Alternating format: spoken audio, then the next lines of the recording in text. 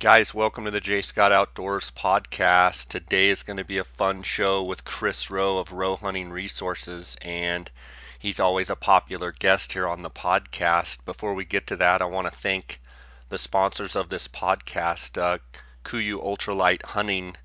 Kuyu Mobile Showroom this week is in Omaha, Nebraska, August 3rd through the 5th, then Kansas City, Missouri, Oklahoma City, Dallas, Texas, Houston, Lubbock, Albuquerque, Grand Junction, Salt Lake City, Cedar City, Las Vegas, Phoenix, San Diego, Los Angeles, and Reno. To check out those times when they're going to be nearest to you, go to kuyu.com. I encourage you to go check out the mobile showroom. You can try on any of the Kuyu gear. They have every single size, every single piece of gear from boots to backpacks to all of the clothing and such that Kuyu has. So go check them out. Also, thanks to GoHunt.com Insider. If you use the JScott promo code when signing up for the Insider, you get a $50 store credit at the Go Hunt gear store, the gear shop. Make sure to check them out at gohunt.com.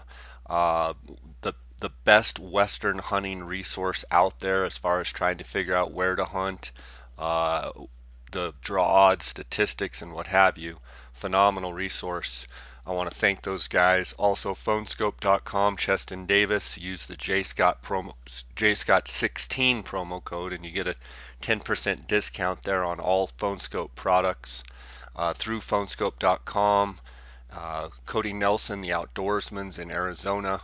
JScott promo code. You get a 10% discount there. Guys, thanks for supporting these sponsors. They are the ones that make this podcast possible. And then thanks to you guys for your avid support. You can send me an email or a direct message on Instagram. My email is jscottoutdoors@gmail.com. I love getting comments and questions from you guys, the listeners. You can also send me a direct message on my Instagram account. That's at jscottoutdoors. I appreciate all the support there on my social media. Let's get right to this episode. And guys, hunting season is coming. Hopefully, you guys are ready. I know I'm just excited. We've got a goat hunt coming up here and lots of great stuff. So let's get right to this episode with Chris Rowe of Rowe Hunting Resources. Cool. How you been, by the way? Good, good. It's been Gene and I were saying the other day how fast the summer's gone. I've just been fishing a ton and exercising a ton, getting ready for this goat hunt. And it's got, now we're sitting here. I'm like, man, I leave for the goat hunt in 9 days. It's kind of hard to Wow. believe. Yeah, I didn't realize it. I forgot it was in August. Yeah. Yeah, no, it's been fast, but yeah, it's been a great summer so far. So, Yeah. You got to start. You've been. How many people have you guided so far this year? oh, actually, here I don't guide anybody. I only take. No, I mean, Oh, take. oh You. yeah, tons. Monty was here for 2 weeks, and we fished our brains out. Well, I should say he fished his brains out, but we had a great time. And yeah, I mean, I've been probably fishing more this summer than I mean, it's been awesome. It's been a good summer. A lot of water in Colorado, so it's been good. Nice. Nice. Sweet. Everything else going well? Yeah. The goat hunt is going to be an interesting one because I've never been to Alaska, so I've never hunted mountain goats. I've seen very, very few mountain goats in my life, so it's going to be a whole new experience from a standpoint of just Alaska's new, goats are new. Quite honestly, doing backpack hunts, they're not necessarily new, but I haven't done one in a while.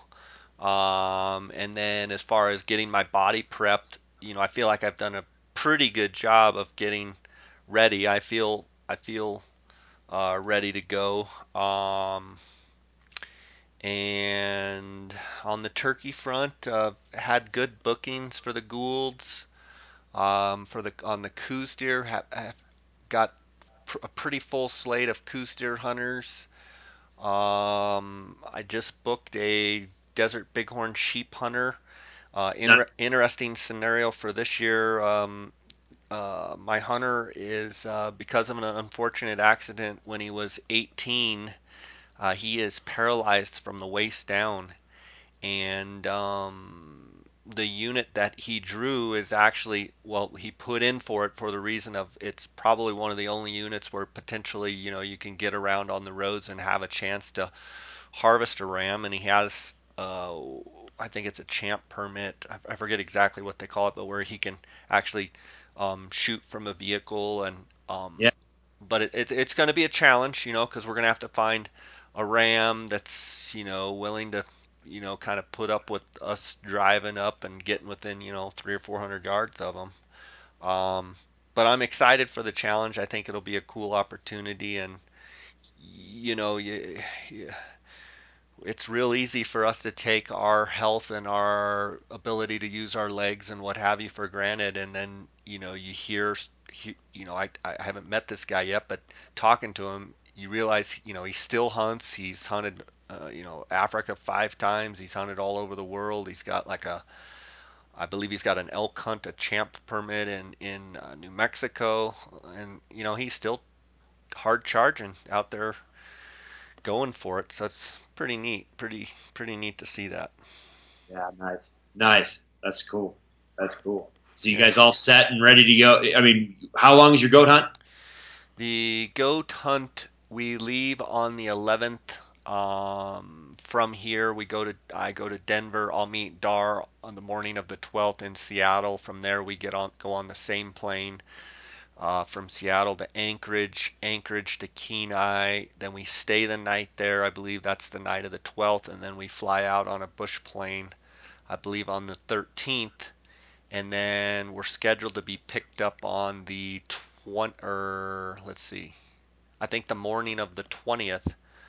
Um, be picked up by the bush plane, a float plane, and brought back to Kenai, and then I head out, I think, that afternoon. So, it's a fairly short hunt. I don't know how many, what is that, 6, 7 days of hunting.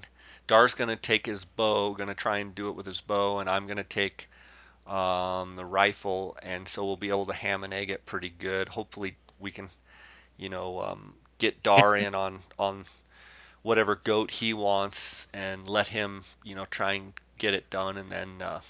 Yeah. And then, from my perspective, him getting one with the bow is kind of primary uh, in my mind. And then we were laughing the other day. I'm like, do I even have to shoot one? He's like, yeah, you have to shoot one. I'm like, okay. um, You get up there and start see. You're gonna want to shoot one. There's no yeah. question about that. They're awesome. Yeah, I mean, they look awesome. I've studied up on them a little bit, and they just, the country they live in. The thing that's kind of surprising, being here in Colorado with the high elevation, as you get used to all the training and stuff at high elevation, and and it may just be particularly where we're hunting.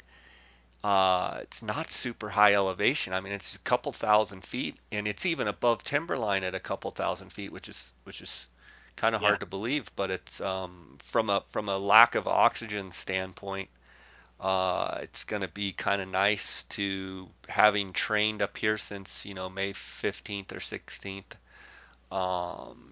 High elevation to go there where it's going to be steep, no doubt, but at least the air won't be as thin. Yeah, your legs are going to work.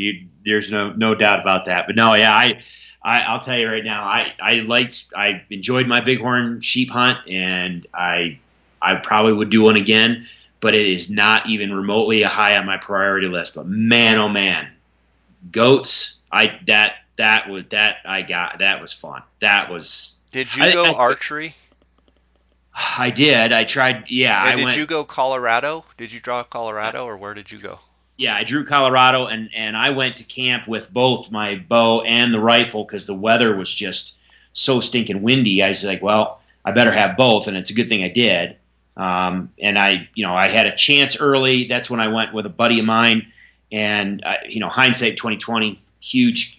I found two just literally top tier giants And so I was hell bent on killing one of those two giants, and then a truly big goat showed up closer to camp on our way in, and so I was like, "No, go ahead and you shoot that one with a right." Well, he took a couple shots, and it disturbed the whole valley and sent my goats into the cliffs and up and out of the unit and gone.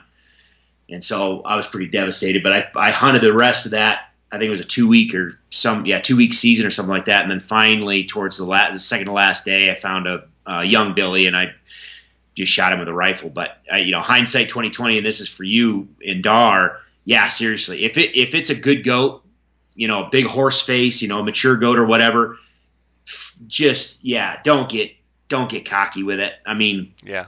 have him shoot it with a bow. If he can get a good shot at a bow, take one with a bow, because it's just cool. Yeah. But they can suck up a lot of lead. I'll tell That's you that. what everyone keeps saying. And Chris, I'm just going to let this roll because we're having good conversation.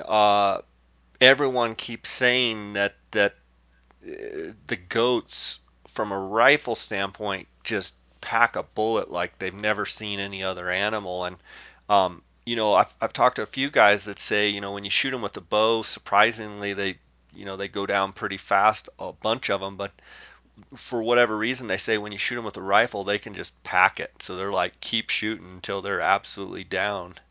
Yeah, and I think if your first round goes right there in the heart, in the arteries around the heart and that type of stuff, I think he's going to go down pretty quick. But if you just double lung him, or a lot of people, different, you never know what angle that goat's going to be Yeah. facing. So if you're trying to do a quartering on, or if you're hitting anything but vitals, that adrenaline spikes, and I mean, good luck. A lot of guys are saying they jump off cliffs, they're just crazy. Like they get hit and they take a 50-yard dash and just go diving off the nearest cliff. Yeah, just take your time, squeeze the trigger, and anchor that sucker. Yeah. It's gonna be fun. I feel like I'm physically prepared. It's funny. Next year, I don't know if I told you, but I've got a Northwest Territories sheep hunt in Yeah. July of next year, and I want to be even more prepared next year, just from a standpoint of it's a longer hunt, and I think we're going to be covering a lot more country. I don't think we're going to necessarily on this particular goat hunt be, from what our guide says, we're not going to be just going, 8 to 12 miles a day. We'll probably climb elevation and then kind of be there and be where the goats are and not have to, cover a huge distance, so to speak. So, I mean, from a physical standpoint, I feel ready. But you know how, I mean, I don't know if you're like me, but I always feel like I could be more ready. I feel good, I feel strong, but it's not like I'm so like cocky, like, oh, I can conquer anything, because I know. I mean, even today hiking, I even posted on my Instagram. It's like even after 3 months going up and down this thing and gaining 15 or 1600 feet of elevation at 10,000 feet, a little route that I take, I'm still breathing hard, and I still, mentally I'm like, man, I'm sucking wind. And here I'm, 3 months into pretty routine, almost every single day doing it. Yeah, no, well, and you're well off, or way better off than I am. I mean, I'm up here right now hiking around, and I can do it. I've got to take my time. But every year I'm the same way. It's just like I get there and I'm like, where the heck did my summer go, and where did the year go? Yeah. And it's like, yeah, I hear you, man. But I think you're going to be in good shape. No pun intended. Yeah, it should be fun. I'm really looking forward to going to Alaska. I've always wanted to go there ever since I was a little kid, and feel like this is just kind of the tip of the iceberg for me. I mean, there's a bunch of fishing opportunities there that I'm sure I'll like to go back, and there's a ton of obviously hunting opportunities. But just to go see the state, a bunch of guys have said, man, best part of the whole trip, even if you have a great hunt, is going to be flying in some of those small planes, and just checking out the countryside. And so from an adventure standpoint, I couldn't be more excited. Just ready kind of for a new chapter of things that I've never encountered and done, and it should be fun. Heck yeah, cool. No, I'm looking forward to it. I can't wait to live vicariously through it. Well, I'm gonna try and take a bunch of video and a bunch of pictures and try and showcase, the countryside and the adventure and the experience as much as I can. And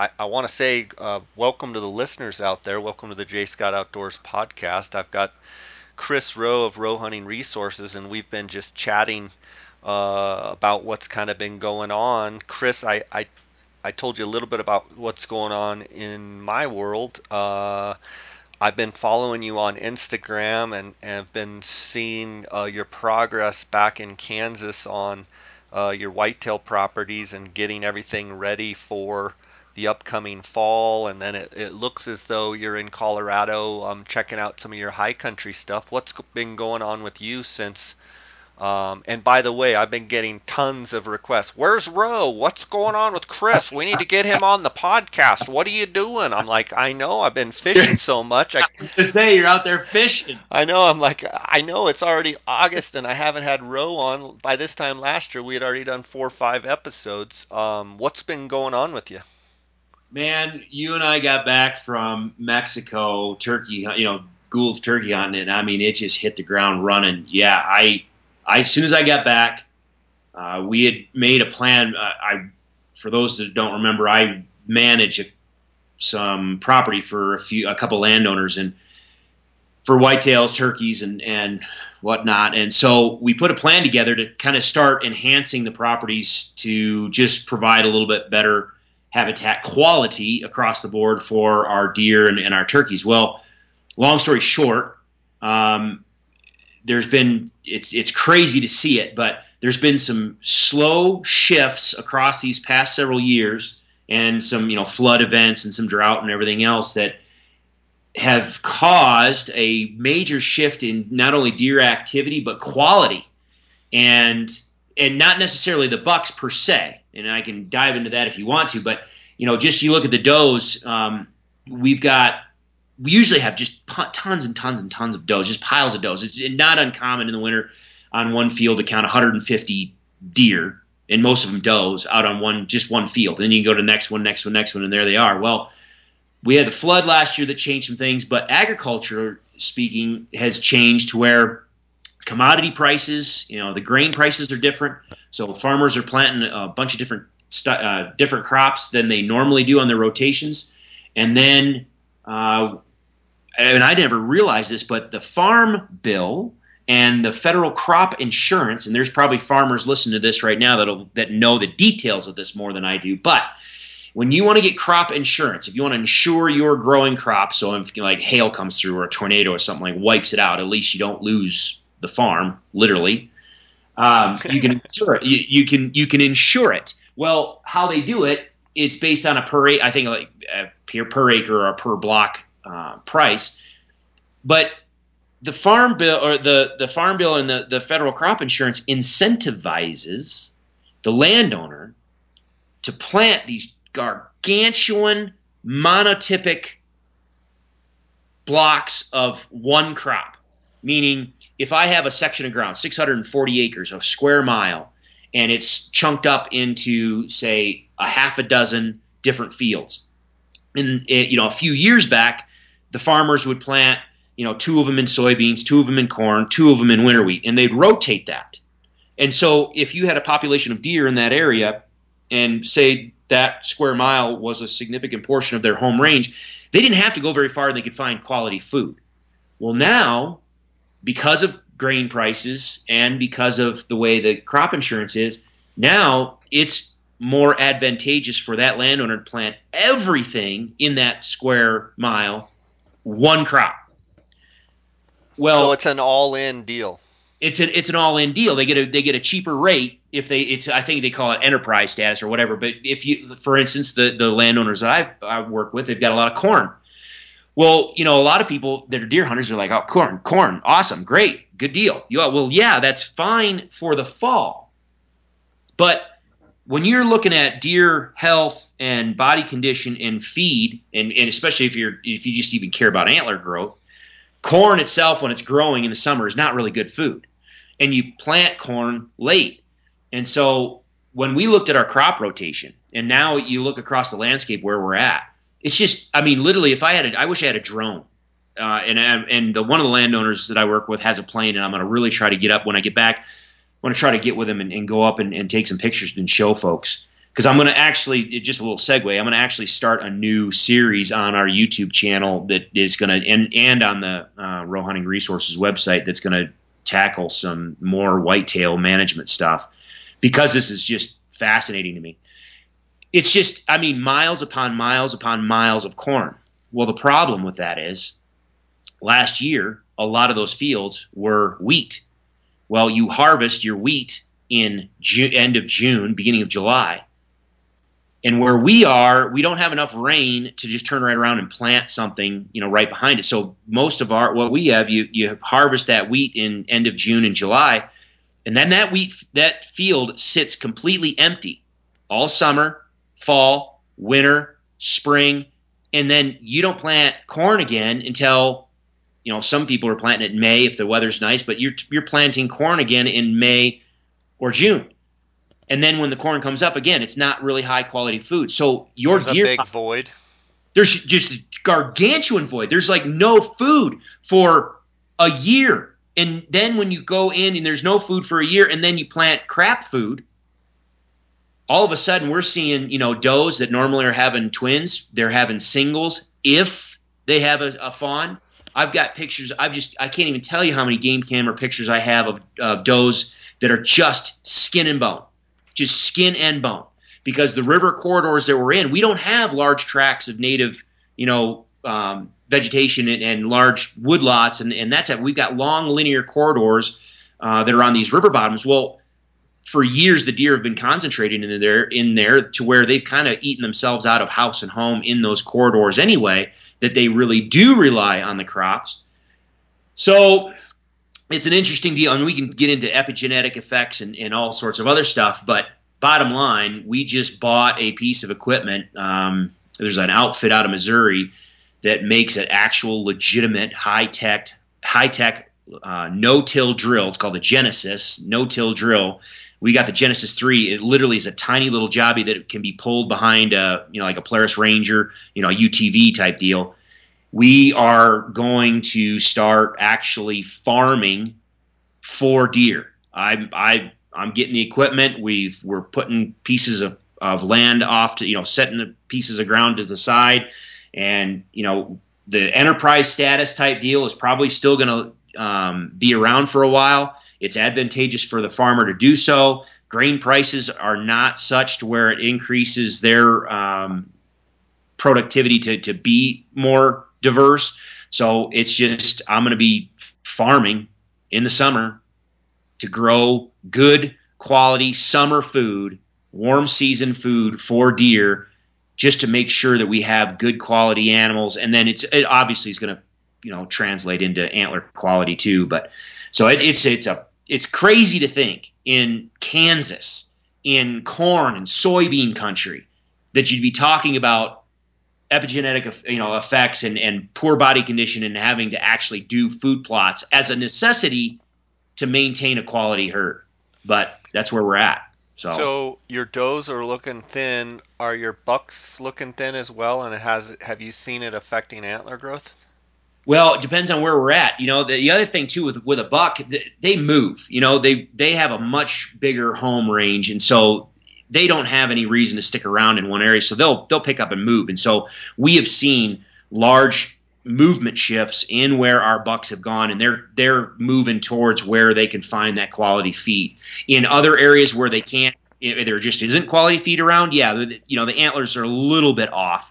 But I'll tell you, we've got some soybean fields that I think you probably saw those pictures. Yeah. Goodness, oh my gosh, am I tempted? The thing is soybeans, they don't get harvested until late typically, because they just continue growing. And so our season starts the middle of September. Archery season out there starts the middle of September. I know for a fact that several of these fields, we've got some just legit giants. I mean, mid 170s class whitetails. I know for a fact, though, when they go hard horned, they're going to scatter. Yeah. Well, that's end of September. So Chrissy's getting real tempted. I'm like, I literally will probably have to head back to. Elk have taken the back burner, or is that what you're saying? I'm not going to say. I'm not going to say they've taken. No, Because I just was checking and hell hasn't frozen over, and I thought, okay, well, Chris is talking to. Okay. Hold on, because I had to admit to a mutual friend of ours. No, I'm doing my elk. I'm going on my elk hunt, and I'm actually taking some relatives for their first hunt. So we're going to have a decent size elk camp, and it's going to be about getting them their first elk. But I might have to take possession of a piece of equipment. That piece of equipment probably the beginning of September. So I may be forced, regardless, to head back to Kansas somewhere in that 10th to the 13th time frame. Well, you might be sitting in a tree stand. I might have to sit in a ground blind because we have a full complement of hunters this year. We're completely booked, which is awesome. But I know for a fact a couple of these big guys, I know they're going to disperse, and I know they're going to go over on our neighbor's property. And I'm like, if I can't have my hunters get them anyway, I might as well shoot them. I might as well. Does one of them happen to have a split G2 on both sides? Yeah, maybe he actually threw an extra sticker on that left side this year. I see that little gem. So, but that's the thing is, me, I do my Colorado hunt, and then I don't even go home. I just pack up and I'm in Arizona. Yeah. So a mutual friend of ours down there, guide outfitter, we've been emailing, talking back and forth about game camera surveys and that type of stuff, and he's wanted to know when I'm headed down there, and so I kept telling him, I'm like, oh yeah, I'll be there, probably that week of the 10th, 13th. Well, this all of a sudden changed, so I email him. I'm like, I might not be there for opening weekend. Yeah, and I might have a split G2 buck on my Instagram photo with me behind it when I'm supposed to be in Arizona. That's what I told him. I said, if I show up to Arizona late, then hopefully that means I've got a giant in the freezer. So yeah, that's cool. We got a lot of stuff. I got a lot of stuff to ask you, but one question I routinely get, and I want to get your answer on it, is I get a lot of people asking me about over-the-counter Colorado archery elk over-the-counter, and how do they pick an area to go hunt?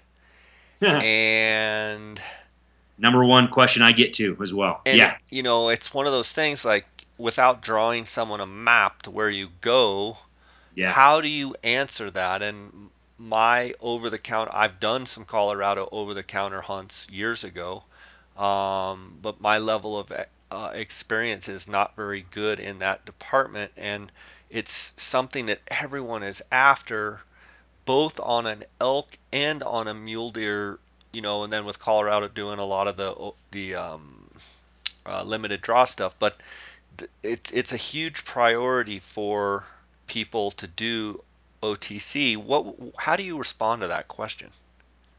I kind of break it down and make it about what they want and what their expectations are and kind of what they can do. So, for instance, Colorado, for those who have never been here, is extremely diverse as far as the habitat and elevations that you could find good quality elk populations in. And let's completely forget limited entry units for right now. So everything I'm saying is all for OTC. So we've got elk in low elevation sagebrush, aspen, mixed pine type communities. We've got elk in ponderosa pine, oak brush communities. We got elk all the way to the top of 13,000 foot peaks and high elevation backcountry hunts. So when people ask me about it, this is exactly what I tell them. I said, okay, first and foremost, are you familiar with Colorado, and do you recreate in Colorado in a particular area already? Yes or no? No? Okay, hold that thought. Yes, if you come out and say, well, yeah, like we go fish in such and such area, or we come out each summer and we get a cabin up, or I'm sitting here in Grand Lake, Colorado right now. We go up and fish Grand Lake and we're around there. Okay, so if you're familiar with a particular area already, that's going to go a long way because you already know, okay, I know kind of where the roads are. I know what connectivity is. I know where the stores are, gas is, and I can get groceries if I need to. And if there's an emergency, I know how to get out. You have some familiarity there. If that's the type of person you are, you have some familiarity with Colorado, then a lot of times I say start with where you're comfortable because you're going to feel more comfortable out there, which then helps you build the confidence to just stay and stick it out and slug it out. Because it's going to take you probably, I tell people, if you're going to really learn an area and really dissect it and have consistent success, plan on, 3 to 5 years of learning an area, hunting an area, before you really get it dialed in. So that first year especially can be a crapshoot.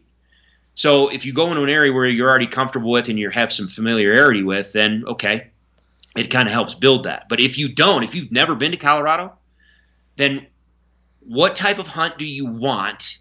What kind of experience do you want? And then what kind of shape are you in?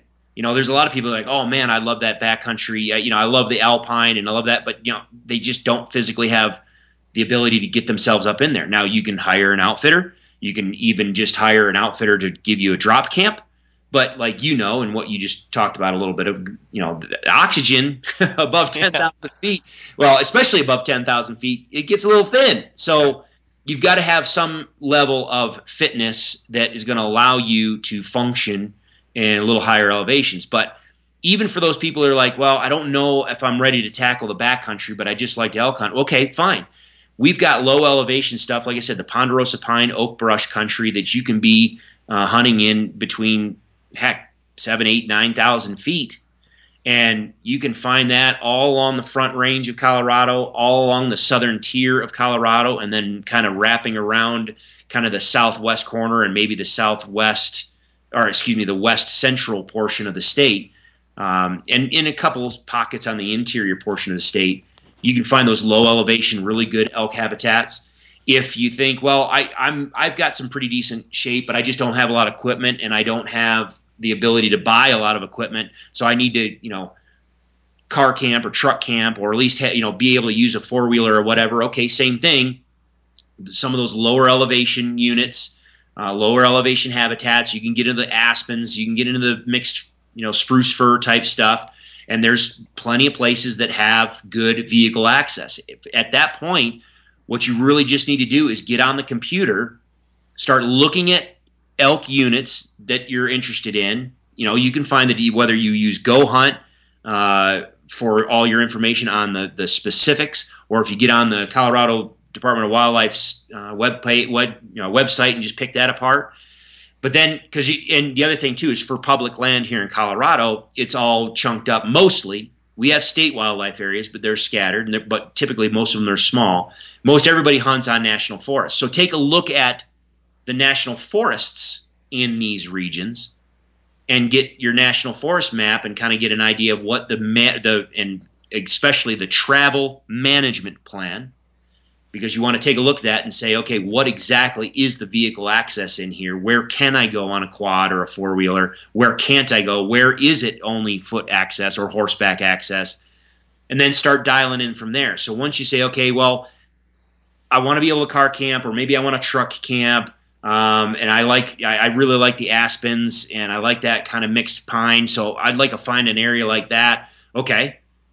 Once you start picking apart your Forest Service maps and finding out, okay, this is the mid-tier unit, or mid-tier elevation. So we're talking about 9, 10, maybe up to 11,000 feet, somewhere in that kind of elevation band. Range. Yep.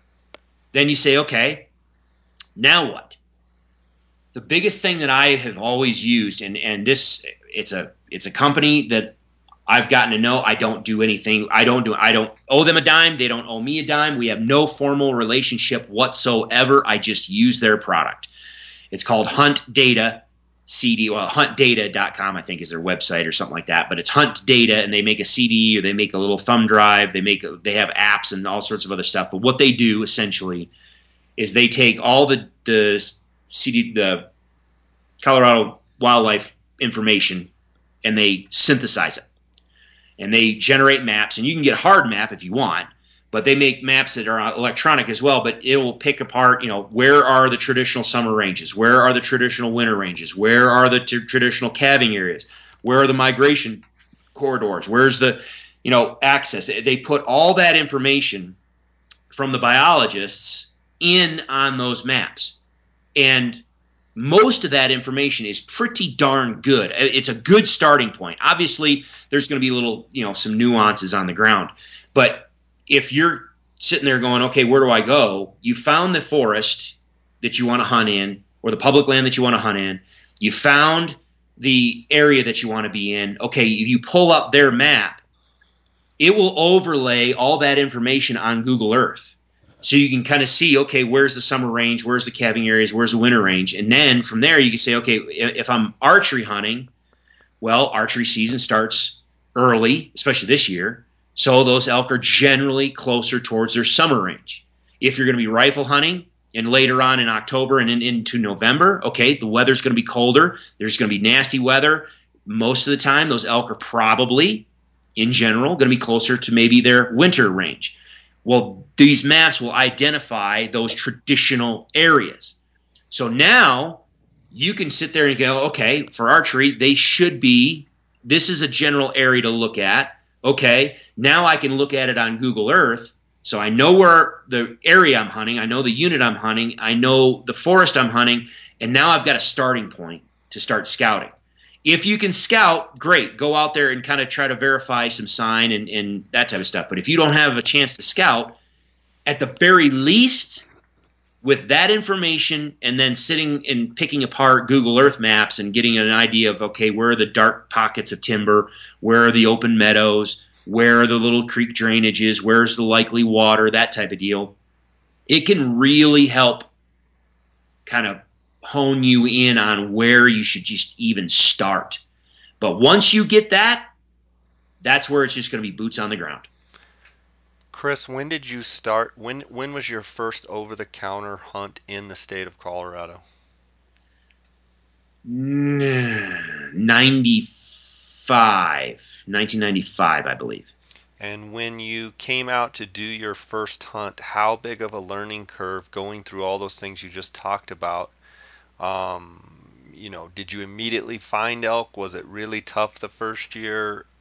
Did you have the fortune of someone already knew kind of where to go? Kind of how did it go your first year? And if that story isn't very exciting, how like over the couple years after that when you were really cutting your teeth, did it go for you? Well, I was one of those people that I got lucky. And there's no other way to say it than that. I got lucky. And long story short, I started turkey hunting, found out through turkey hunting a place that I said, man, it looks like it might have some good elk and deer hunting in it. Buddy and mine decided to go down there that fall. And I mean, we just lucked into them. All right. And so everybody's listening going, yeah, great. Okay. Big deal. Well, the point being is, yeah, we lucked into them. And for the first couple years, it was good. However, it got discovered very quickly. People piled in, and all of a sudden, it went from epic to zero in just a short order. Meaning the people pushed the elk out? Absolutely, because there was a lot of private land around it. And so those elk were just, boom, gone, we're out. I mean, it got so bad one year, Kelly and I, with the horses, we sat in the trailhead. We sat in our truck at the trailhead with the horses loaded. We were ready to leave, and we had to wait. I don't remember. It was like 2 hours for enough hunters to come back out of the field to move their trucks so we could get out of the trailhead. Wow. It was stupid. It just burned it. So we started off lucky, But then all of a sudden, we were left with nothing. Well, simultaneously to that, I was working the Upper Eagle River elk study, which is in the White River National Forest. And so I had some experience up in that area. So I was like, all right, well, I'll just move and I'll go over there. I know this area. Well, not only did I know the area, but I knew exactly where the elk moved and how they moved and where they went in the whole 9 yards. Well, I'll tell you right now, it took me a while to find. I knew the area in May and June and July and August. Come September, it was a whole different animal. So it took me a couple years to figure out what was going on in there. And I'll tell you, I mean, from there, we just started leapfrogging out and learn. And that's the other thing, too, I tell people. You always try to develop a core area that you hunt. But every year, expand where you go and expand how much you learn about your area. So you're always learning something and go one more ridge over, go one more valley, go a little further down the valley or go a little further up the valley. Learn just a little bit more. And then if you can, start exploring like a plan B area that may be, 30 minutes to an hour's drive away, because you never know what the weather and, winter severity or summer drought or whatever is going to affect your core area. Maybe an hour or two away in a different area is completely different. And so it can save your bacon as far as when one area gets tough, you have somewhere to fall back on. But absolutely, once I lost my primary area, it took me a couple years to really dial in and figure out what was going on in an area that I thought I already knew. So absolutely, there are people that are going to say, literally blindfolded, throw a dart at a map of Colorado and then go hunt there and just fall into an elk, because we've got just piles of elk. There's just no two ways about it. Colorado is loaded with elk. However, the reality is a lot of times you're going to get in on them. You'll find some elk, you'll find some sign, but it might take you a year or two to get it really dialed into where you guys are just rocking and rolling and consistently in elk every year. Okay, next question is, so as you're learning these areas, and I'm sure this is the second most question, if you only had a week to go, what week would you go?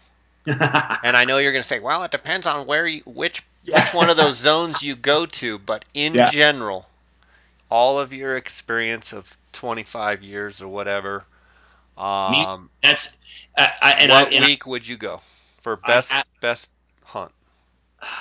Probably,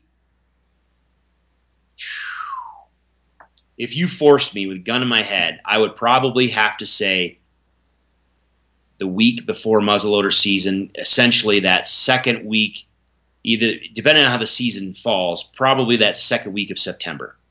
So the dates of like the 7th through the 14th? Somewhere in that neck of the woods, yes. Why not the very end? Why not the last week? Because if you wait, and there's a lot of guys that do this. There's a lot of people that love that last week. Two reasons that I don't. One, if something happens in the weather or something happens with the behavior or something happens and it just ain't clicking, you ran out of time. That's it. You went 1 week and now the season's over and you've got no options. Whereas if you start early in the season and you get there and you like last year for a lot of people in Colorado, the first part of the season was just absolutely brutal. Just elk were just trying to find them, trying to get on them, trying to get them to talk. It was just tough. Well, those people that started early could start their hunt and go, this is not working, I'll come back. And they have the ability to come back later on in the season, hopefully, and then hopefully conditions change. For me, I love the pre-rut. I like getting bulls while they are looking for cows rather than when they're locked down with cows. And so I can and have in past years done extremely well on opening weekend in the first week of season. And the only reason why I did not, and that's my go-to, I will always take the first week of season off. However, but that's because I usually have the flexibility to continue my season into the second week if I have to. Now, last year I did not. Last year, I had a client down in Arizona, so I had to be down in Arizona, I think, like on the 6th. And so I just had the first week, and that was about it. And guess what? The first week was brutal. I had a couple just brief opportunities. I had a really nice bull that I would have killed. It was too thick. I couldn't get a clean shot. But it took me all the way to the end of that. Like, it was September 4th, I think. Buddy and I found a really good bull, and I had to walk away from him because I just didn't have the time to get him out, get him to the processor, get it everything, and then still get to Arizona. But it wasn't until I started, that 4th, 5th, 6th. He went back in there on the 7th or 8th, I think, and the bull was bugling. So it wasn't until that second week of season where things started to kind of come unglued, and it just kind of loosened up to where, okay, the elk are talking, okay, the elk are working, okay, now we've got a rhythm here. So I prefer the pre-rut to catch those bulls while they're seeking cows but not locked down with cows. But there are a lot of guys that they want that, either that muzzleloader week, which is the 3rd week usually, or they want the last week of season. Well, I guess this is kind of a let me just try and break this down. You've seen pretty good bugling activity and pretty good calling, and the ability to call elk in the first opening day. In all the years you've hunted, I mean, have you had the majority of the time, have you had pretty good what we would call calling action Absolutely. on opening weekend?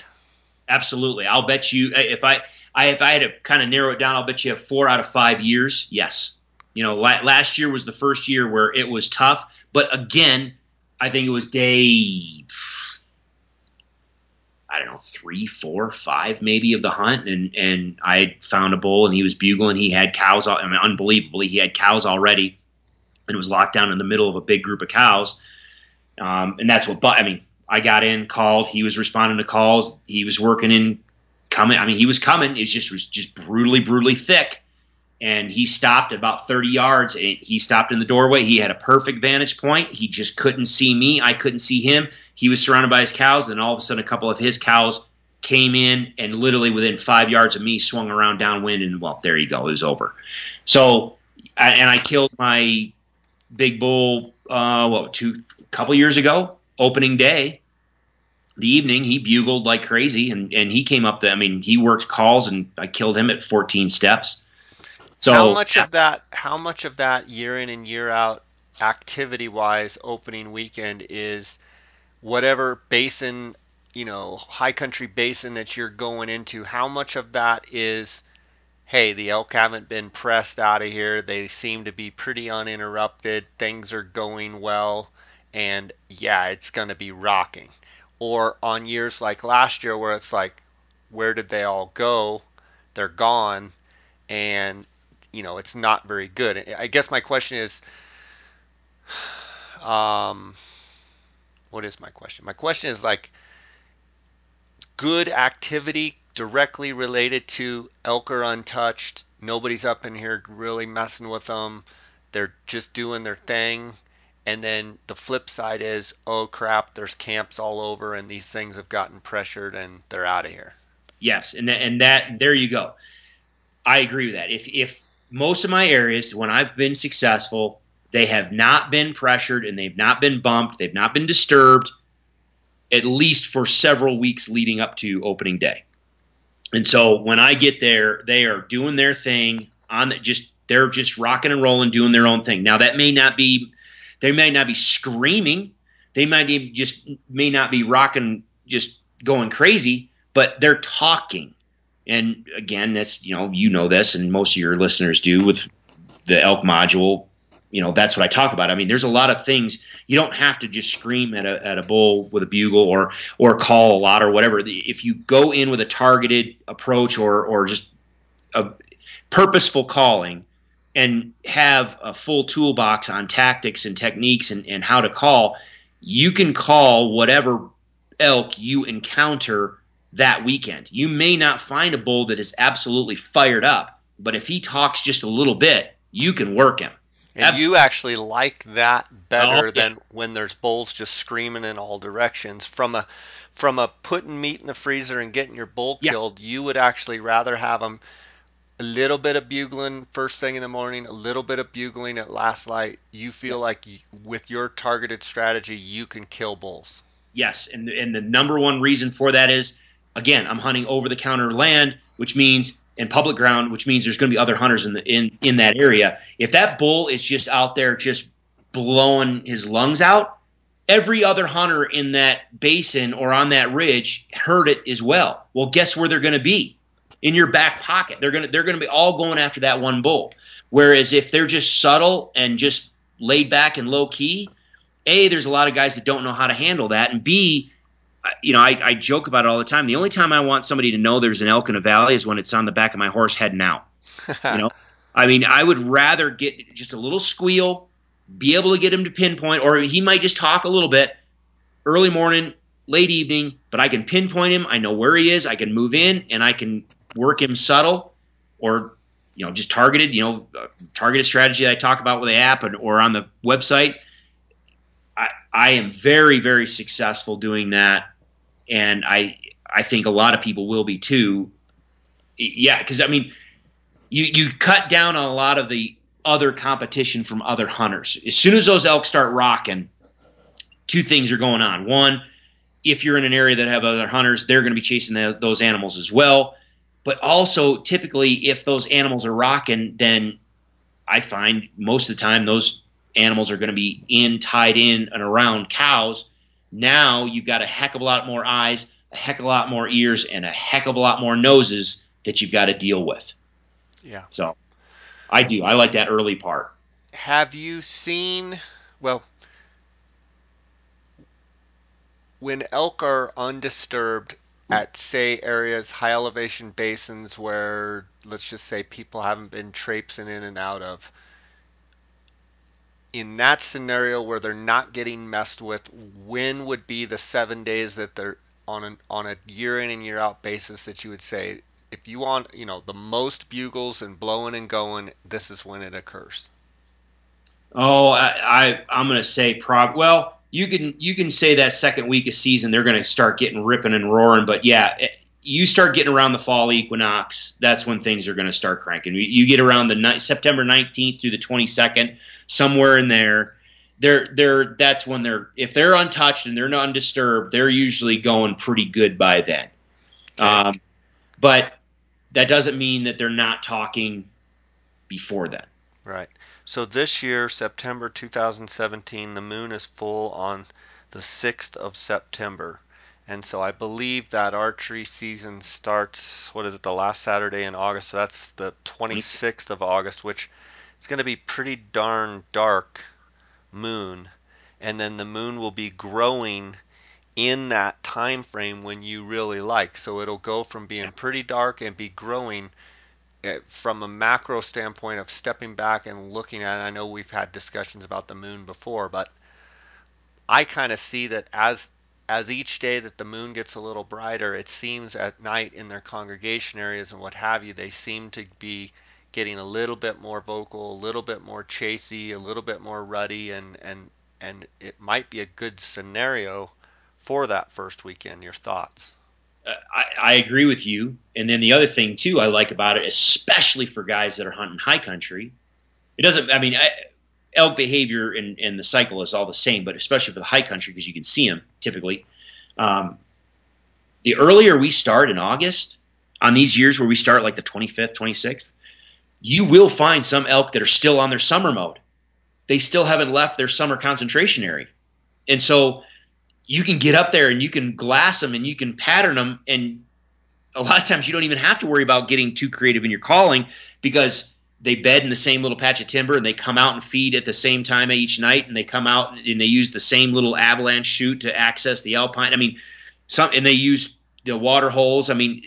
There's the beauty of early season is sometimes you can catch those bulls before they make that pre-rut move or just as they are arriving in those cow-calf concentration areas and before they've split up the cows and pushed them out. So, it's a lot of times it can be easier to pattern them, but you're absolutely right. From my perspective on moon phase, I love that period of time just before and right after the full moon. And do you feel like in that, so with guys scouting this summer and say they've got their summer patterns pretty pegged, you're saying with the season starting on the 26th, which is nice to be a little bit early, that you're thinking, hey, guys out there that are really scouting the high country and have stuff pegged, you're probably going to have, similar conditions. They probably won't make a big move, is what you're kind of saying. And, Possibly, depending on the herd, possibly, yes. and then the next question is, I know you talk about the mid-tier elevations, and I know you talk about, some bulls bugling not too far from the trailhead, and everybody goes in deep, and then there's bulls and they go right by them. But wouldn't you also say, I mean, for the guys out there that can really get in the backcountry, wouldn't you say go as far, go as deep? I mean, get in some of those areas where people just don't go? I I know what you're gonna say, but I mean, let's be real. Get away from people, and Yeah, and you don't have to put on your Macho Man Randy Savage shirt to do it, but yeah. get away from people and get in those basins that people don't want to go to, and you're gonna probably year in and year out with that strategy in Colorado, probably year in, not just maybe 1 year, but a historical period, you're gonna get into more elk. Yes, I will agree with that. Okay. But what you said is absolutely right. Because the problem is and we see it, and I think you and I talked about it, is the fact that we've got a different breed of hunter these days. With the focus on fitness, with the gear that we have now. I mean, my gosh, when I look back at the clothing, the backpacks, and the weight alone. Oh my gosh, the gear that we had when we were kids and when we were younger and hunting it's crazy. But you look at what people have now. There are plenty of times where I'm dead serious. I will run into more people 4, 5, 6 miles back in than I do within that 1 mile stretch from the trailhead. And so I focus, we laugh about it, but I do. I focus on that last thing you said, where the other people aren't. Well, elk are smart.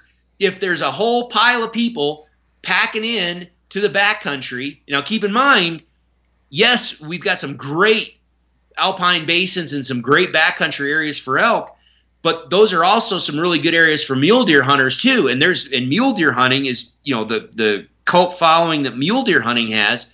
There's a lot more guys and gals out there interested in mule deer hunting. Well, heck, they're camping right up on those little benches and those ledges, and they're right up in those alpine basins. They may not be hunting elk. They may not be a direct competition for you, but they're darn sure disturbing the area, even if it's mildly, in addition to the guys that are in there, hunting elk. So there are times where, yeah, you can actually find pretty darn good activity closer to the trailhead, because now most people are walking past that 1 mile or 2 mile mark.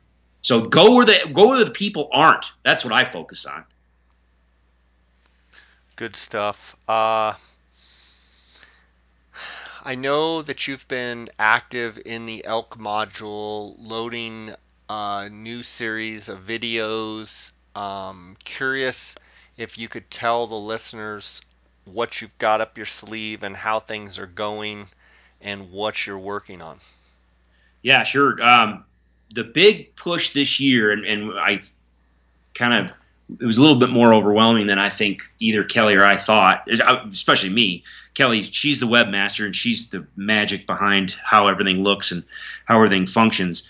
We wanted to make a big update to the website because we surveyed our subscriber base and found out that I think it's like 90+% of you guys and gals use it on mobile devices and really don't use it on their desktops that much. And so while our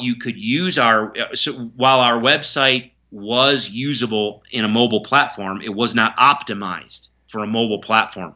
So we revamped the entire website to optimize it for a mobile platform. And we reorganized some material to make it a little bit more educational and help people understand why you're learning certain things in certain clusters, like what is the foundation principles? Why do you start there? Why do you get a foundation of this information before you dive into more advanced information? So we updated the website pretty substantially. Even just with the existing content, just the usability, intuitiveness, interface, the whole 9 yards. And then, I'm still adding new material to it. We added strategies in action video, a gallery video, a straight shot video of just me talking about some stuff. And that's what I'm doing here. I'm sitting in Colorado right now, wrapping up my summer elk observation period. So I've got a bunch of good stuff to add when I get back home. And then for the strategy app, we've got that strategy app that a lot of you guys know about. We upgraded that one as well. Worked with a guy that did just a phenomenal job at making that app a little bit more intuitive, a little bit easier to work on more modern mobile devices. So both our strategy app and the website got a major overhaul this summer and are now up and running and doing well. We've gotten some really good feedback so far from people that like the upgrade. So yeah, that was a big undertaking, but Kelly knocked it out and did a great job with it. So now, Chris, just to kind of go over some historical facts, you actually created the app, the Elk Hunter app, back kind of when apps were just getting going. Wasn't it like 2011? Do you feel, I know you were really excited about the app. Do you feel like in essence that you were ahead of the curve or ahead of the game in creating that app? But do you feel, and I haven't even talked to you about this, so I'm curious your answer. I have no idea what the answer is going to be. Do you feel like you were a little bit ahead of people weren't even really using apps before? Like, I feel like you were one of the pioneers in essence coming up with a hunting app, and obviously there's been a few other apps have come out, but you actually created an app way early on. And do you feel like almost people hadn't caught up with the technology that you kind of could see coming in the future? And curious how you handled that and what your thoughts are with all of that. Well, yeah, no, I mean, I think you probably nailed it without knowing it. I mean, yeah, we came up with the idea, or I came up with the idea of putting a lot of this information that I teach and talk about in an app format to where it's kind of interactive for those people that haven't played with it. It's when you were younger, did you ever read those choose your own ending books? Do you remember those from high school, middle school or whatever? Yeah, for sure. Okay. So, and for the science guys the guys and gals out there, there's something called a dichotomous key. So if you want to find out what a plant species is, you see a wildflower on a mountain, you go, man, I wonder what that is. Well, there's a way, it's called the dichotomous key that'll ask you a series of questions. What does the leaf look like? Does it look like A or does it look like B? And you go, oh, well, it kind of looks like B. Okay, you choose B. Turn to this page. Okay, you turn to that page. All right, what does the stem look like? Does it look like this or this? Does it have hairs on it? Does it, branch? Does it, So you will be asked a series of questions, and the further down into those questions you go, the closer you get to your answer. And so I was like, man, what if we did something like that with, this idea about all this educational stuff that I talk about with the behavior, vocalizations, communication, all that information I had. So we built that app in 2011, and you are absolutely right. At that time, smartphones really at that time were just getting started, and people were playing with them, and apps were a toy. For lack of a better term, most apps were a toy. There were a few apps that were tools being developed, and we saw it and we were like, well, why don't we do one? From the hunting standpoint, hunters, and this is not a slam, I really don't mean this disparagingly, but hunters in at least 6 years ago or whatever, we kind of lag behind technology. And there's a big segment of the hunting public that resists new technology. And so when we released the app, there were some people who were like, holy heck, this thing's awesome, and they jumped right on it. But there was a lot of people, we got so much flack over it. Like, I mean, why are you creating an app and da oh da? my But gosh. don't you think from not only a hunter's perspective, but just general public, like 2011, people are way more mobile oriented now in 2017 Oh than they yeah. were in 2011. Like we were Oh still yeah. really using our laptop computers, and now, like you said earlier, like everybody's focused on iPhone, iPad, or Oh yeah. Android, mobile Different world. device. And it seems like in the last 2 years is when I've got buddies that I fish with that are 74, 75 years old, and they're on their phones and on apps and on stuff all the time, where like I would have told you back in 2010, 11, like they didn't even know what an No. iPhone was. Yeah, no, absolutely. We back then we had people literally look at us or on chat forums or whatever and just laugh and go, "Who in the heck is going to buy that thing? Because who in the heck wants to take their phone up in the woods with them? Who the Yeah. heck is going to who's going to use their phone for anything up in the you Yeah. go hunt And to now get nobody goes without it oh because they're my using god. it as a phone, they're using it as their video, they're using it for their Yeah. mapping. Yeah. It's It now people see that your mobile device can be a tool. So yeah, we were way too early on releasing it to blow up the app market. However, what I do like is the fact is I think we've been out there long enough and we've gotten some good feedback over the years with it, with the people that have bought it, that I think we've got our app pretty well fine tuned. You know what I mean? We've had a chance to see what people use and how they use it and why they use it and what they like, what they don't like. In To other where words, you've been able to fine tune it, and you, since you yeah, created it, 6 years ago, you've been able to really take the data of when and yeah, where they use it and which pages and how they yep, navigate through it and make it better. yeah, absolutely. Like I mean, that was one of the biggest updates we did with the year. I think it was a year after we released it. One of the biggest updates was, the original version. We asked all those questions. It gets you narrowed down. So again, and people can go to the website and rowhuntingresources.com and scroll to the bottom and you'll see the strategy app for your mobile. You click on that and there's more information there than you'll ever.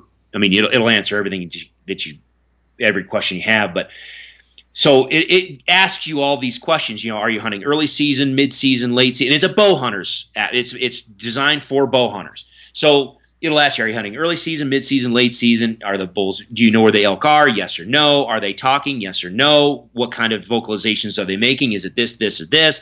Bull sounds, cow sound. I mean, so it asks you. If you look at the situational tree in this thing, it's just this monster. There's like 600. There's over 600 different scenarios that we parse through that will provide an answer to. Well, the first version, we put all the educational material at the back. So once you got to your endpoint, this is what's going on. Here's why. This is what the elk are doing. This is why they're vocalizing this way. This is what you should probably think about if you want to use a passive strategy, which is kind of really low key, or you want to use a targeted strategy, which is a little bit more, targeted, or do you want to use an aggressive strategy? You can choose that, and then I explain what's going on with that, and then what you can do and some of the tactics you can use. If you want to use bugles with it or not, it goes through all of that, but all the education was at the end. Well, one of the biggest questions, and it was amazing. We sat back and we were like, yeah, this absolutely makes sense. People were complaining. They said, well, why are you asking us these questions? And I didn't even think about it at first. I was like, well, yeah, that's a good point. Why does it matter if it's early season, mid season, or late season? Why does it matter if the bull has cows or he doesn't have cows? So now what we did is the second iteration of it, the update, we changed and put a lot of the educational material in the beginning. So when I ask you a question, early season or late season, you click one, I explain why that matters and what that is going to do possibly to affect elk behavior and how they're going to interact with you and why it matters for the tactics that we talk about later on. And so a lot of the educational materials come in the beginning and throughout the middle of it now. And same thing with audio and video files. People are like, well, that'd be great, but I'd love to hear it. Okay, so update 2-3 years ago, we put audio files in it. And then once you started getting into where you had 3G and 4G LTE signal in so many of these places where people hunt now, because we can load the audio on your phone and it doesn't take up a lot of room. But if you want video, you've got to have connectivity. Otherwise, you're gonna have such a massive file on your phone that it's just gonna bog everything else down. So if you have connectivity to 3G or 4G LTE or whatever, you can now watch streaming video on it. Me talking about it, demonstrating it, hearing it, all those tools going into it. We've had there for past couple of years and have been able to fine tune it over these past couple of years. But what you mentioned is, there's a few more apps out there today, and we've had some of our folks ask us about it. And you know what? I'm happy for it. I really am. What is it? The rising tide lifts all boats. The more people are using their mobile device, the more people that are finding apps as a tool, the better it's going to be for everybody. Yeah, and I get the same questions with podcasts, and they're like, "Hey, there's, this podcast and that podcast and this hunting and this fishing podcast and this, and what do you think about it?" I'm like, "It's great." They're like, "Well, what do you mean it's great?" Well, I think it's great. I think it's great that, more information is getting out there. I think it's great that podcasts are becoming, more mainstream. And I see what you're saying about, the apps and the more that's out there. It doesn't mean the more the merrier, but the way I look at it with my own podcast, taking it a step further is like, the more opportunity people realize that it's out there. So if they find my podcast because they've listened to some other podcast and they're just all of a sudden searching hunting and fishing podcasts and they find mine, when I started my podcast, people are like, "What's a podcast?" Yeah, exactly. Now it's like everybody has a podcast, and the one thing that I've always liked about your stuff over anybody else's stuff and your approach to it is, you know what? You're not buying t-shirts, or excuse me, you're not selling t-shirts. You're not selling bumper stickers. You're not selling the item of the week or the lollipop of the freaking week. And one thing that I really like about your stuff, and you and I have gotten to be friends over the years, but I've always admired the fact that, and Chris, you're not a salesman. That's the thing too. It's like I sometimes want to, shake you and be like, "Dude, I'm a salesman. I can sell stuff." Like, not saying you can't, but you give education, you give good information. And going back to the podcast, like I had someone email, they're like, "Yeah, I like your podcast. It's good information, but it's not very entertaining." And my answer is, find another podcast, because I'm not I don't do this to entertain. I do this to give you information. I do this to give you education. I could care less about selling bumper stickers. You're never going to find me selling hats, t-shirts, having a carnival ride. Like, I'm not giving away, here, if you like my deal, I'm doing a contest to see how many likes I can get. And I like that about your approach is it's business. It's information. It's education. It's not, jelly of the month club and entertainment. And if you want an entertaining podcast, go somewhere else, because there's lots of great entertainment podcasts. But bringing it back full circle, I kind of went on a little rant there. Sorry. But we're not selling t-shirts here. We're not selling bumper stickers. We're not selling you lollipops. Yeah. Yes, I have sponsors of the podcast. They're companies that I've worked with. They're companies I believe in. But I feel like other apps, other podcasts, when you go to them, or even on people's Instagram page, they're trying to sell you a bumper sticker. Yeah. Come on, people, look through this. They're trying to sell you a t-shirt. And listen, I got friends that sell t-shirts, and they're probably going to be pissed and call me all kinds of names. But the point is, I like the way you're just trying to help people get better. And that's what I try and do with this podcast. I try and give good information, let people, take that information and apply it into their own hunting and their own fishing and do what they want. I don't ever want them coming to J Scott Outdoors Instagram or podcast thinking Jay's trying to sell us a T-shirt of the month. Yeah, no, it's I don't know it's tough. I mean, this industry gets so stinking cutthroat sometimes that it drives you nuts. But I've learned one thing over the years. Well, and most people, well, I don't know if they know this, but I'm generally a conservative type of guy. I like the free market capitalist system, and I like competition. As a consumer, I love competition. I love options. I love variety. I love choices. As a business owner, you go, dang it, there's there's someone else whittling it. But the thing that I've noticed over the years, the more other options are out there, the more attention it brings to, whether it's your podcast, whether it's a website or whatever, the more attention it brings to that entity, that substance that you provide. But as long as you just plug away, keep your head down, just plug away, do your work and do quality work, the quality is going to rise to the top. And it doesn't matter about the fray. It doesn't matter about the controversy. It doesn't matter about anything else that's going around. It doesn't matter if you're in this industry. It doesn't matter if you're at your job at work. You're in an office.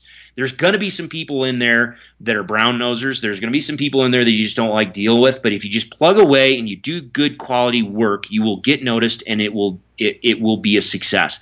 Roe Hunting Resources, I just plug away because I love what I do. I love the content. I have the passion for what I'm doing. And all I can hope is that the people that sign up for us are the same type of people that have that passion. And so that's exactly it. I mean, whether it was the app, whether it's the website,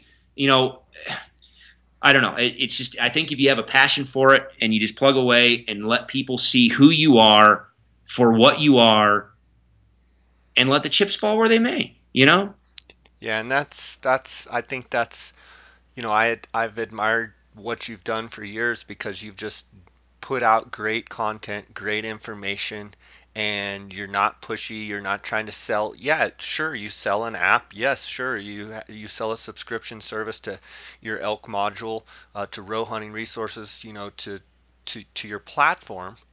But you're not trying to do the gimmicky stuff. And trust me, I know you've probably had plenty of opportunities to sell all kinds of gimmicks. Well, but you and I've talked about that. I'm like you; it drives me nuts, and you'll never see me do it.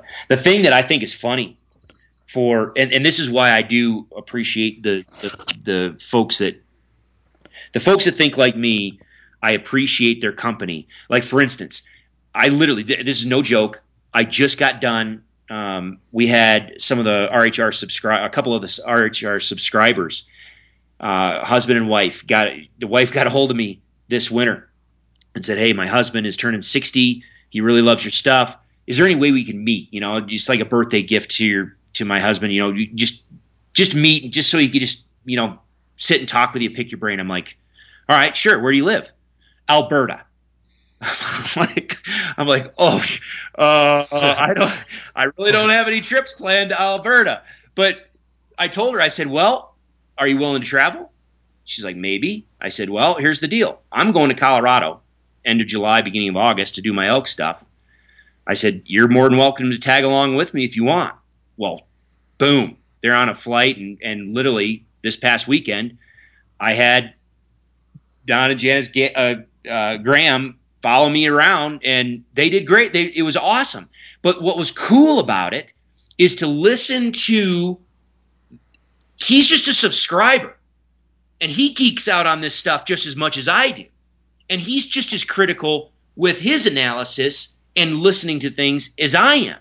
And so some of the things that we heard this past weekend, I mean, I've even got one here. I didn't know if we wanted to hear it. I've got to go back. You and I have talked about, like, the selfish mute, what people talk about, estrus scream, estrus mew, estrus whine, whatever. The more I dig into this stuff, the more I start teasing stuff out to where I think I'm going to have to go back into my stuff and provide an update and say, okay, well, this was the original assumption.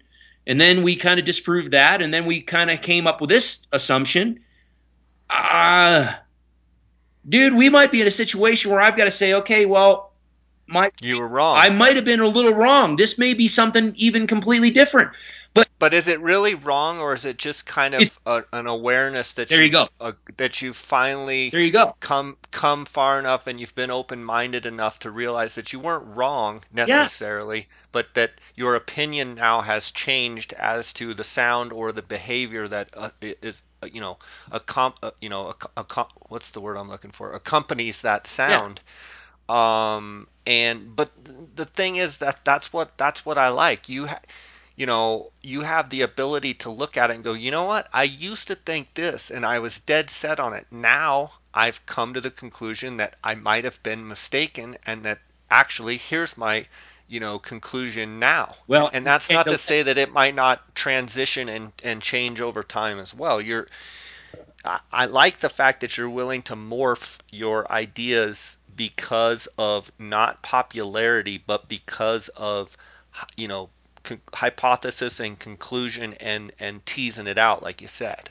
well, and to let the membership also, or the subscribers also chime in, because there's other folks that have gotten a hold of me and said, well, what about this, or what about that, or what? Because that's a couple of the things coming up here, and I don't want to dive into them here because I'm not fully ready to tackle them. But people have just been pounding me over the you had a podcast with Joel Turner, and he talked about the bull calling cows bugle, and people want to know about it, what my opinion is. Well, I've got piles of video to show, I think, a very compelling case that might suggest something different. But I'm not going to destroy, I'm not going to go out there and criticize somebody, but just I'm going to let the video show itself. And then, other people ask, okay, who cares that I'm up here listening to all these cows and calves? And, I posted these videos of the calves talking and the cows conversing back and forth. Well, I posted a video. Okay, how do you use that stuff? The beautiful thing about, I think I enjoy not going in, and I think it kind of ties into what you said before, not going an advertiser route. And you and I have talked about this. We've kind of gone back and forth about it. I love a membership model for what I do because I get it. The people that subscribe to it are the people that get it, and they're the ones that want to make it better and help make it better. Yeah, I'm literally here. Here's a perfect. You're not trying to sell to the masses. No, You're trying to sell to the people that want to learn. I want. You're selling to the people that want to Yeah, nitpick, and you're selling to the people that want to be particular. yeah. You're selling to the people that want to know why.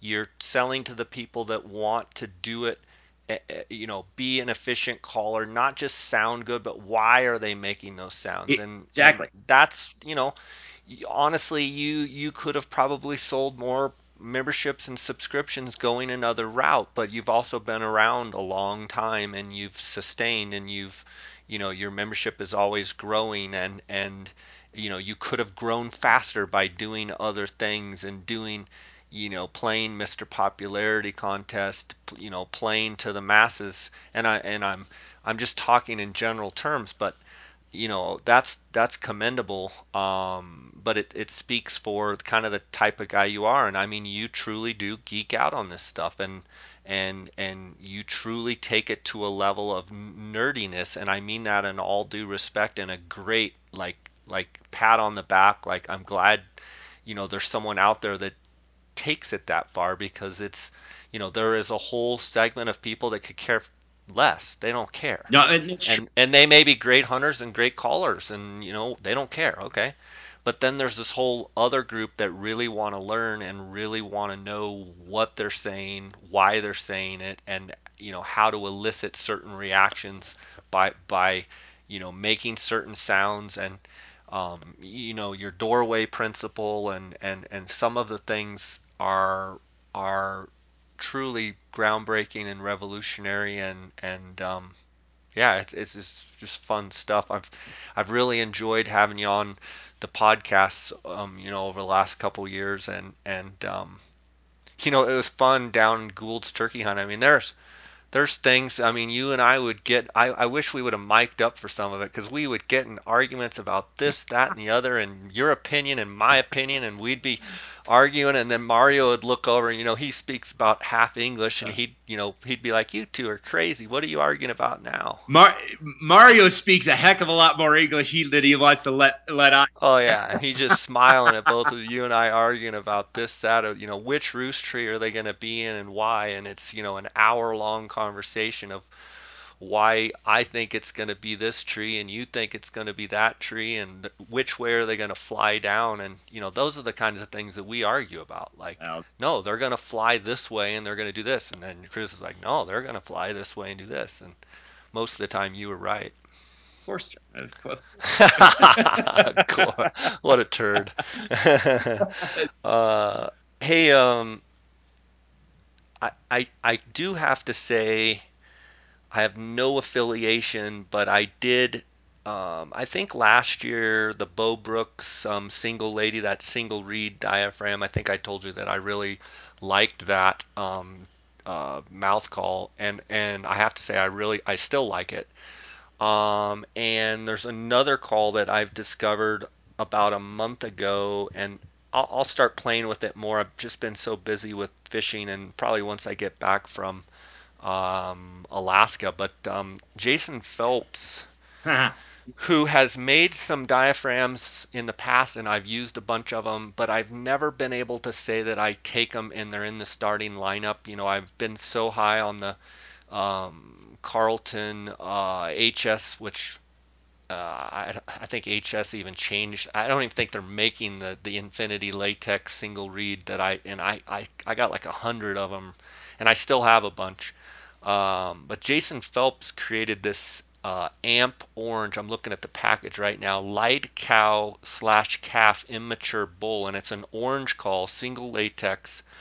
And he's got this, like, I don't know, some sort of dome, which the old Primos had the, Yep, what yep. was it, the Sonic dome, and then there was the pallet plate and all that. But I have to tell you, and have zero affiliation with Jason Phelps. I've had him on the podcast. I've met him a few times. He seems like a great guy, and I've met his wife, and seemed like really nice people. I actually judged a calling contest years ago, and he was entered. This goes back way back, but I have to say this call is pretty darn good and very, very consistent. For me, it's the closest call that I've been able to use since to get the most consistent, like spot on sounds since the Primos Hyperplate, the old red and the old blue Imperial, I think, or I forget what the red one that Primos made with the pallet plate, and that's when the pallet plate was a square design, Yep. meaning the roof of your mouth, it wasn't curved, it was square. For whatever reason, that fit my mouth, and mouth calls are like shoes. I mean, they fit everybody differently. Everybody has their own opinion, but I'm pretty impressed with this amp orange call of Jason Phelps for my cow calling, and I'll be doing some more videos and stuff on my Instagram, and kind of maybe I'll just do one so people can see what I'm talking about. But pretty impressed with it. I don't know if you've had a chance to mess with them, but that Bowbrook single lady last year was kind of my go-to, and this year it's going to be a tight race between those two calls. Well, I'm trying not to laugh because yeah, couple things. One, yeah, no, I same likewise. I am not affiliated with Jason at all. I like Jason a lot. Um, I think he's been doing absolutely an incredible job lately with especially his mouth diaphragms. And all I am going to say is he is making a call for me that we will see if it literally should be here in Colorado right now. I'm trying to get a hold of it. He and I've gone back and forth on playing with it's a mouth diaphragm. There's no frills about it. Just different feel. Yeah, The right stretch for yeah. you, and it And worked for you. And for I've had similar experience with him, trying to get a stretch, and for years. And I'm just telling you, whatever. And I even told him this on this orange call. It's pretty dang good, man. I He's I will if this turns out to be like I think it's going to be, I may send you one to play with. For me, it's all about consistency, and it's about making that sound when the pressure's on Yep. and having it be spot on. And like I said, I mean, mouth calls are like boots or shoes. Everybody's got a different opinion, and everybody's foot is different. Everybody's mouth's different, but everybody out there knows the importance of being able to make that perfect call at the right time and not have any hiccups, not have any hitches, and be able to hit the exact tone, exact tonal quality, and getting that perfect pitch and sound out there. And I'm kind of excited about it. Well, yeah, so am I, obviously, but it is funny that you and I both kind of circle back and landed on that, because I played with his tag notcher.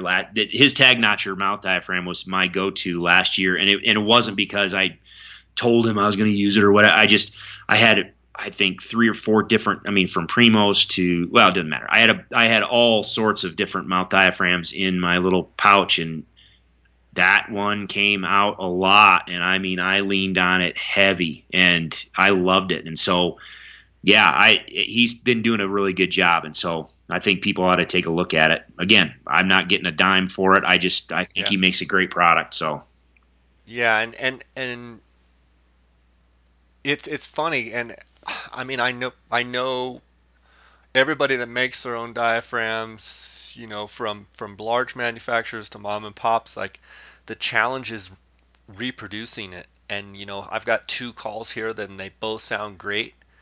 The question is, the challenge is they can't hardly seem to be consistent, and I think that's been a problem with call manufacturers for years. Is you get a batch of calls, you get a batch of latex, and it sounds great. You change anything, the stretch at all, or the latex changes, and it's hard to get that consistency. And I've tinkered with his calls for years, and I've just never been able to take one and say this is in the starting lineup, like this is my go-to call. But this one might be this year. This one and Bo Brooks's Single Lady right now are my favorites. Are you still on the Steve Chappell Trophy Wife jeez, yeah. for external? Oh yeah. Because I just can't seem to find anything, and I'm curious if you've found anything.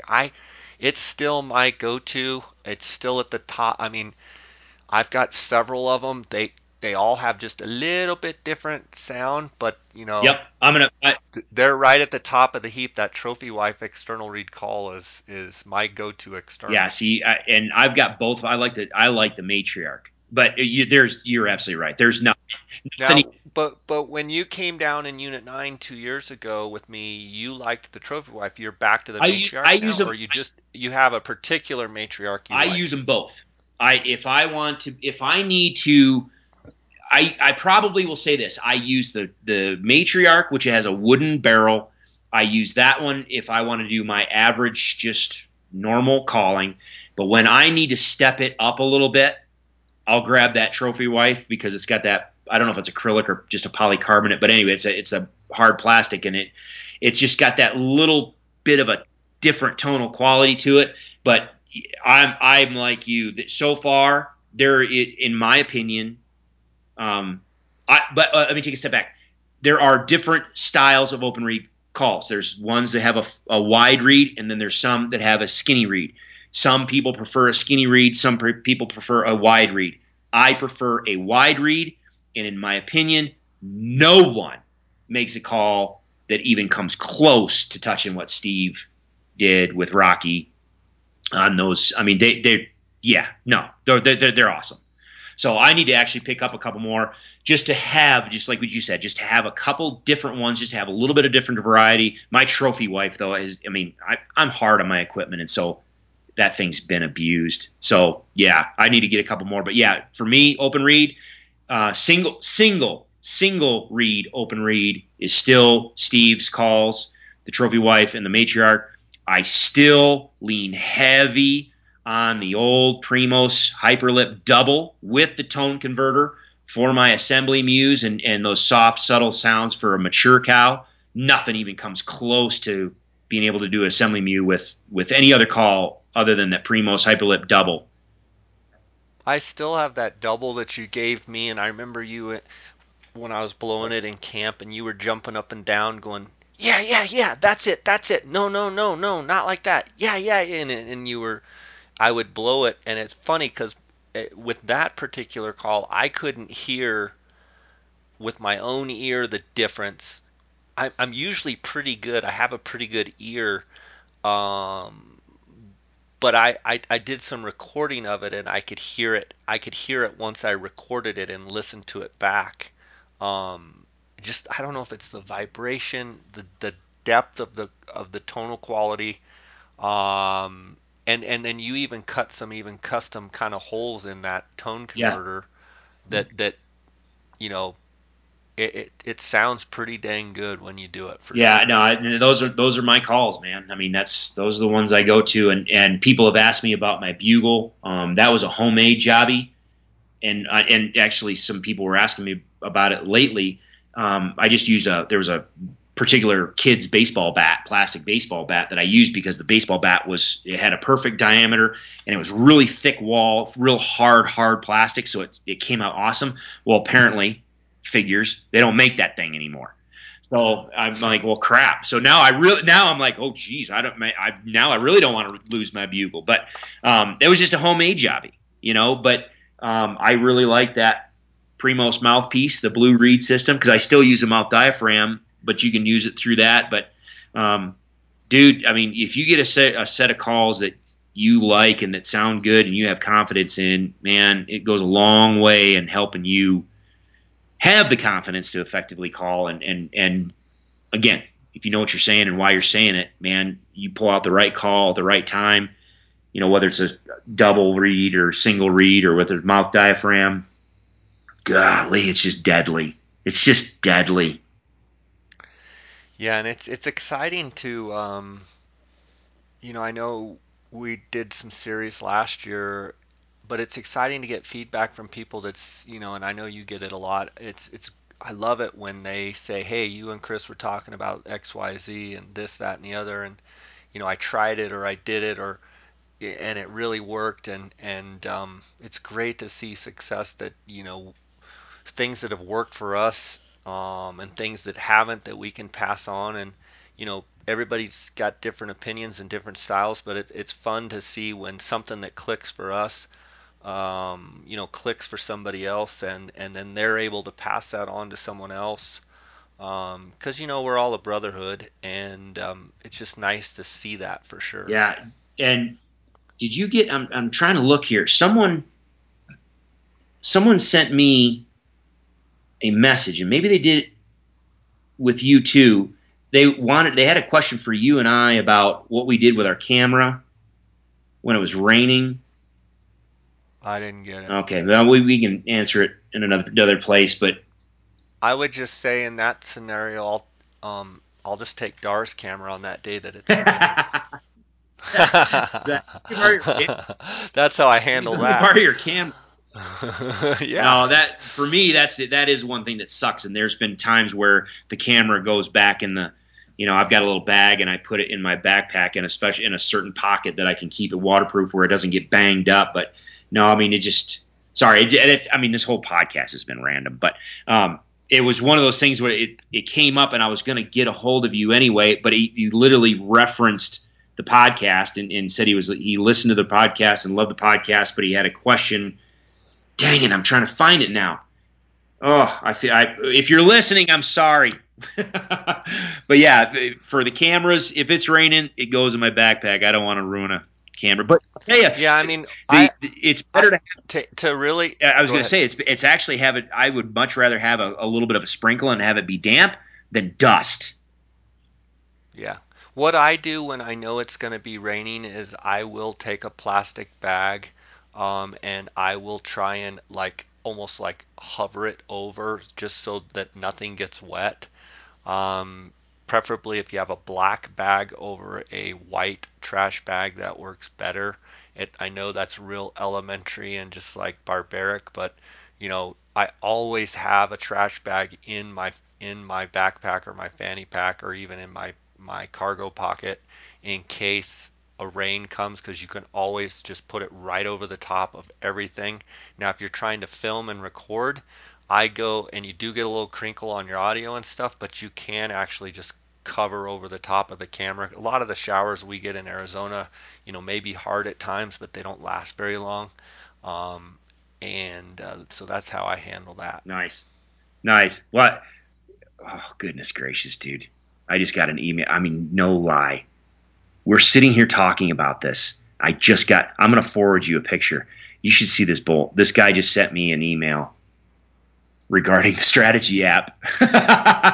You should see this bull. Anyway, I'll send it to you. We could have another. We need to do another podcast. I want to talk to you about some of the stuff that I've seen up here this week.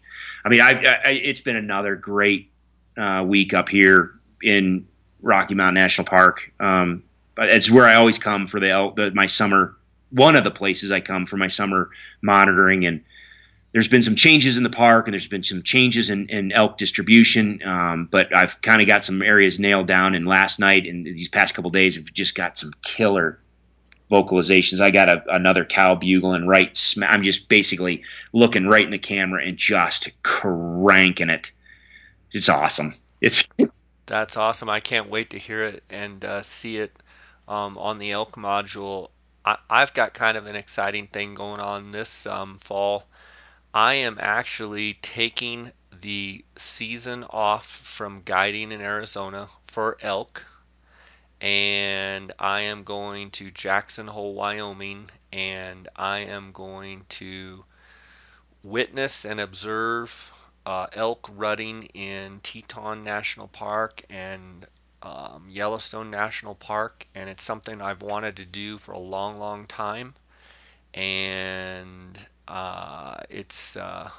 I'm really looking forward to just the interaction that I'm going to get to witness. And guys are like, "Oh, it's not going to be the same." Well, it's a different experience with an animal that I love, and it will be really cool, I think, to get to see them, with 50,000 of my foreign friends with big long camera lenses as well. But it's just something I've always wanted to do, so I'm doing it this year, and I'm super pumped about it. And I should be able to learn a lot just by watching these elk in a different environment than, say, on public land or even on private land that are huntable populations. So I'm super pumped to get to do it. Yeah, you're gonna have fun. You're gonna have fun. Yeah.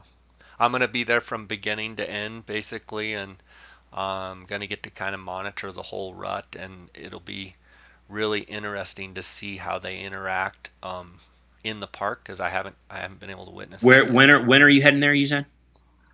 September 1st. I'll be there All right. all of September and all of October, and it should be a hoot for Cool. sure. Yeah, no, I'm very curious to see or to hear. Let me know when you start seeing the first actual breeding. We've got, here in Rocky, we've got numerous times where either Kelly or I, mostly Kelly, has filmed bulls breeding cows, September 6th, to September 8th. So really early. And I can tell you what I'm seeing out here now, we've got a lot of big calves, and some of the calves have literally lost their spots already to where, I mean, they're just big bodied calves. The thing that was pretty cool for me lately is last night there's a cow steps out of the willows, and I'll bet you her calf had to be no more than 2 weeks old. I mean, Wow. She was barely, it was just barely able to, it was probably. So, that's like late October. Oh, yeah. So how do you go? And that's the thing that I'm curious about. How do you go from a situation like this where here we are in a park where the bull to cow ratio is, you can't get much better. There's no hunting in here not for bulls. So the bull to cow ratio is awesome. And the body condition of these cows is awesome to where a lot of these cows are getting bred early. But then all of a sudden here you have a cow that I've got to believe either she didn't take on the first go or her calf got killed. No. Either that or either she just didn't get pregnant on the first estrus cycle for some reason. Maybe the bull was shooting blanks. I don't know. or maybe her body condition wasn't that great to where she missed that first estrus cycle and came in late. But yeah, no, seriously, I sat there and I'm like, holy moly, so Do you know if a cow elk, if she gets bred and I don't know what the exact term, but if she loses the baby, will she cycle again or not till the next yeah, year? no. Yeah, not till next year. All No. the vast majority, I don't think. Well, let me put it this way: first two trimesters, there's not a lot of growth. It's that last trimester where you get most growth, and so that first trimester, especially, she gets bred. I don't know if that's a very interesting. Because you know how like our turkeys, if they lose their clutch, they'll Yeah, go in, they'll reproduce yeah, but again. not that's That's a short yeah, gestation period, complete though. exactly, completely different reproductive strategy on small, yeah, on a bird. But yeah, no elk. They have a long term investment, so it's a long pregnancy, fairly long pregnancy, and then a long term investment in a single calf. So no, if the only thing would happen is if something happened, say she cycled first, came in September and got bred, and then got pregnant. I can't even imagine, other than maybe disease, sickness or something, or maybe some, she could eat. There's some plants that have some toxicity that might cause her to abort that fetus. But by that time, no, that the estrus cycle, the window, the photoperiod window, I think would be completely out, and she'd just be barren. She just wouldn't give birth to a calf. So this is a situation where she just either did not get pregnant, the bull bred her, but then she just didn't get pregnant, or she just missed that first estrus cycle somehow. Either she just wasn't in a place where there was a bull and so she missed, or her body condition was poor enough to where she didn't have percent body fat, and so she skipped it and then cycled in a second time once she got that body fat. But yeah, it was just really interesting. So when you go up to Jackson Hole, it'd be just interesting to see what you see up there as far as timing of breeding. I'll keep you Cool. posted. It's been awesome having you on. We bounced around. We covered a bunch of different little topics here and there. I know we can get a little more focused and cover some specific, things. And if you're listening out there and want to hear, specific answers to questions that you might have, you can send them to Chris or I, and we'll try and get them answered for you. Chris, congratulations with the updating of the app and all the great things going on with the elk module at Roe Hunting Resources. And I look forward to next conversation. I know you're going to go out and do some observing tonight. And so enjoy that. And yeah, anxious to do it again and see some of your hear some of your Yeah, no, findings. I appreciate it. Yeah, and for those listeners, yeah, Jake, what did you? It was like this afternoon. You're like, hey, you want to do a podcast? I'm like, sure. What time? Oh, I don't know. This afternoon. Okay, let's do 4 o'clock. Boom, done. And that was literally the. I didn't even give you anything what we're going to talk about. And sometimes I really like just just chewing the fat and spitballing and Yeah, just I feel like sometimes people want to just hear a little bit of conversational talk, just as if we're driving down the road, chatting at each yeah. other. So I appreciate you coming on, and yeah, keep up the good work. I want to give you a chance to let the listeners know how they can follow you and find you if this is their first opportunity to hear Yeah, you. just go. All of our stuff is just under Roe Hunting Resources, ROE Hunting Resources. The website just rowhuntingresources.com, but Instagram, Facebook, YouTube, same thing. But yeah, definitely check out the website, the new update on that, especially some of the folks that are listening that are members. If I know that you've probably been logged in already, but yeah, let us know what you think. Let us know if you like it, and because we're constantly tweaking it for you guys. But if there's anybody that's new listening that wants to check the stuff out, by all means, just remember, you've used J. Scott podcast. It just knocks that 20% off the subscription price. So use it, But yeah, let us know what you think. And if there's anything in there that you'd like to see, I'm still building more videos. I've got a pile of them to get through when I get back from this trip. And then, yeah, it's going to be an interesting fall. Like I said, I've got 2 relatives coming out. One of them's 15-year-old kid that is on his first big game hunt, as far as elk hunt, I should say. So it's going to be an interesting season. So I'm looking forward to it. Well, that's awesome. Yeah, I look forward to the next podcast. Maybe we can dive into the weeds on some stuff and Yeah. yeah, keep rocking, buddy. All right, brother. You too, man. All right. All right, God bless. Enjoy yourself tonight, and don't get trampled by those. No, hopefully not. Hopefully not. But yeah, I'll let you know how it goes, man.